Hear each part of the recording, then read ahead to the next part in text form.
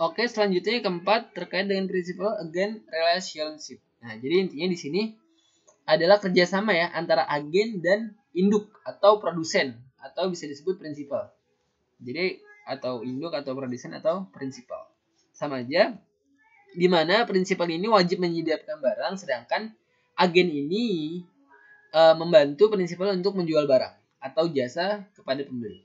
Nah, jadi untuk melakukan pendapatannya, total hasil penjualan barang itu atau total hasil penjualan jasa itu akan menjadi pendapatan si prinsipal, bukan punyanya si agen. Nah, sedangkan si agen ini dia melakukan pendapatan hanya sebesar komisinya aja. Mirip-mirip dengan barang konsinyasi yang udah kita bahas sebelumnya.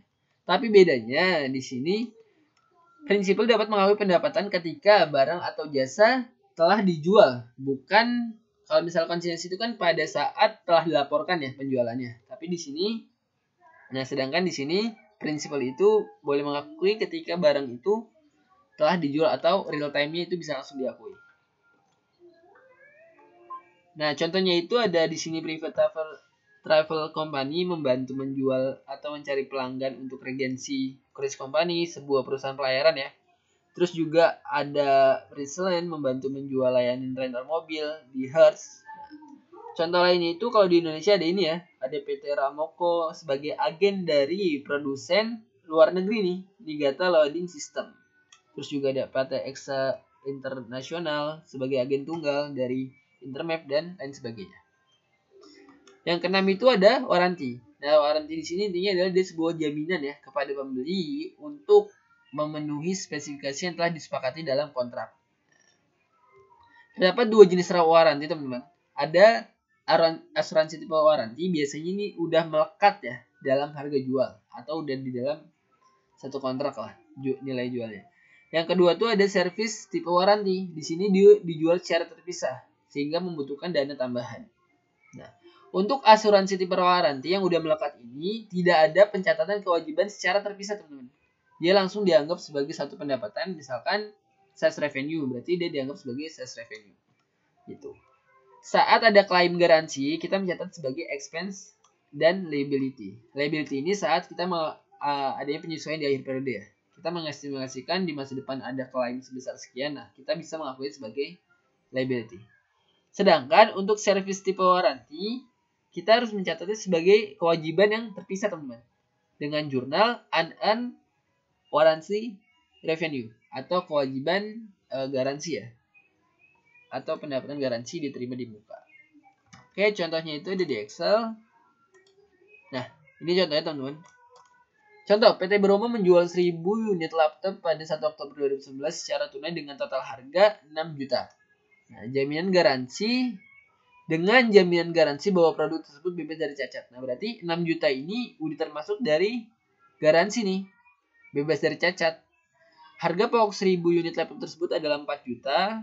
Oke, harga pokok 4 juta. Dan jangka waktu jaminan garansinya adalah 2 tahun. Nah, jadi yang melekat itu, yang melekat sama 6 juta ini garansinya 2 tahun ke depan nih. Dengan perkiraan biaya 80.000. Nah, meskipun di sini ada perkiraan biaya tersendiri, kita mencatatnya tetap menjadi satu jurnal ya, yakni 6 juta ini.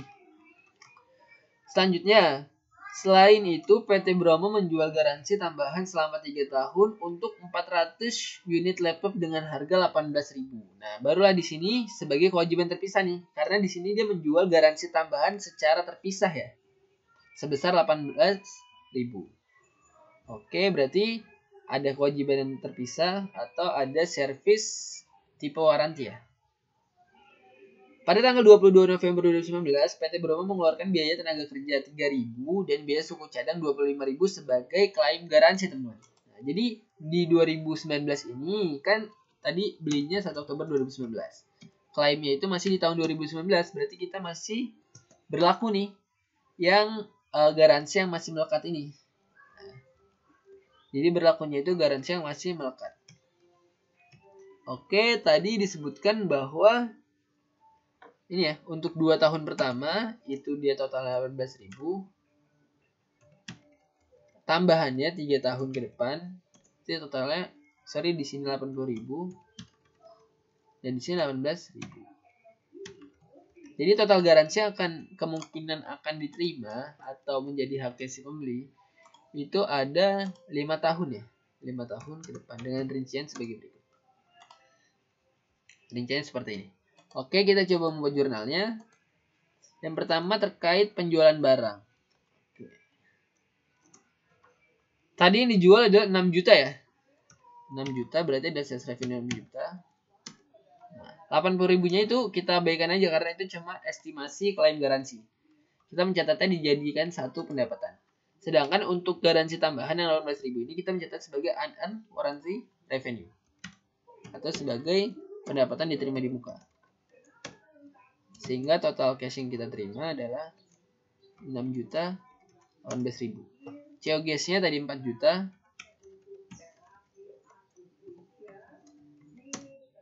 Oke, ini jurnal penjualannya. Lanjut ke jurnal klaim garansi, teman-teman.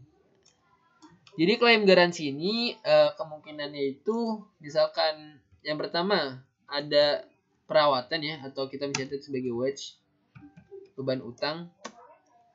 Utang gaji karena kita mempekerjakan seorang pegawai ya. Ada juga bisa mengganti barang atau spare part. Jadi kita langsung mengkredit inventory.